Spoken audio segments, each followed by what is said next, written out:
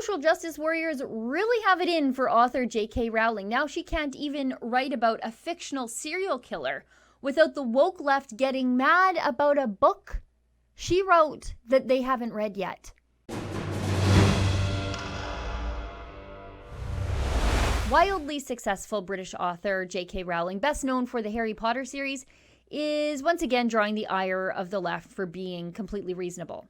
The cancel culture left has come for her in the past, accusing her of being transphobic for stating the completely medically sound fact that biological women and not men, nor men who have decided that they are women, are the only members of the female species that bear offspring with the help of their entirely female reproductive system. And now the left, well, they're mad again, calling Rowling transphobic one more time because the serial killer character, so not a real person at all, in her latest book, cross-dresses to hide in plain sight. Look at this outrage in Vanity Fair. No longer satisfied with simply repeatedly expressing her transphobic opinions on Twitter and in 3,600-word screeds on her personal website, J.K. Rowling now appears to be bringing her TERF, or trans-exclusionary radical feminist logic, to a bookshelf near you via her new fictional novel, Troubled Blood, out Tuesday.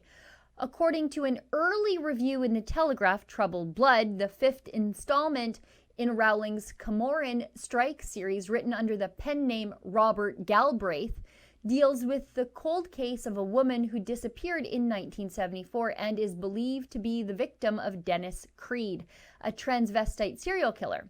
Transvestite is considered an outdated and derogatory term for cross-dressing, which is not the same as being trans. The review goes on to say, one wonders what critics of Rowling's stance on trans issues will make of a book whose moral seems to be never trust a man in a dress. Friends, this is about fiction. The leftist book burners don't seem to get that, though. This is a book, a fictional book. Now, full disclosure, before I go on any further, I've never actually read a J.K. Rowling book. It's not my thing. I'm not interested. I don't even think I've even seen an entire Harry Potter movie from beginning to end in one sitting. So I'm indifferent to Rowling. I'm neither a fan nor a critic of her work. I'm just calling the culture war swirling around her as I see it. And I'm making no judgments here about trans people. Live your life however you want. I don't care. I'm too busy living my own good life to care. Just don't use the government to suddenly make me care. That's all I ask.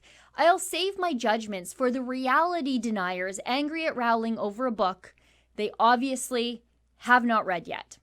The SJWs of the world are entitled to their own opinions, of course, but not their own facts. And the facts are there has been a not altogether insignificant number of high-profile and prolific serial killers who were cross-dressers or were cross-dressed by overbearing moms. It's a real thing. And I will just list a few of them. And I'm not even going to list all the sexual predators who have cross-dressed to gain access to kids, women, or avoid spending well-deserved hard time in male prisons. Child killer Doyle Lane liked to dress up in the undergarments of the women and girls he either kidnapped or killed, trying on the souvenirs of his young victims. So did Canadian serial killer Russell Williams, who, before he was a killer, was a rapist, peeping Tom, and burglar of local women's clothing. Police found a treasure trove of photos of Williams in women's underwear and bathing suits that he took of himself. Charles Albright would cut out the eyeballs of the women he killed. His overbearing mom cross-dressed him as a child. Serial killer Ottis Toole was cross-dressed by his mom, Viola. Toole's partner in life and in murder, Henry Lee Lucas, made the same claims about his own mother, who he said cross-dressed him as a girl after his father abandoned his family. Jerry Brutos was really into women's shoes when he wasn't killing women to cut off their feet and then keep the feet in his freezer beside the hash browns. Butcher of Plainfield Ed Gein wanted to be a woman so very much that he dug up women's bodies to make a lady skin suit out of them and decorated his home with their body parts. Gein inspired at least half a dozen movies, including Silence of the Lambs, Psycho, and Texas Chainsaw Massacre. Now, how many of those movies could be made these days? None, I bet. Just not woke enough. Here's my point.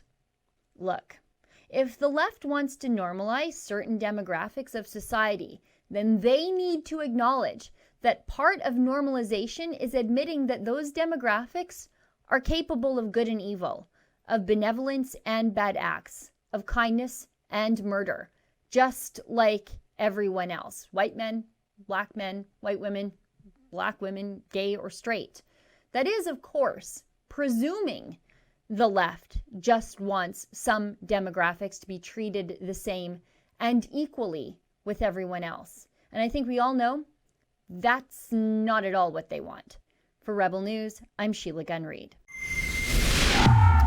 It would seem the entire mainstream media is calling J.K. Rowling a transphobe, but there's more to the story. There's the other side of the story, and it's our job here at Rebel News to tell it.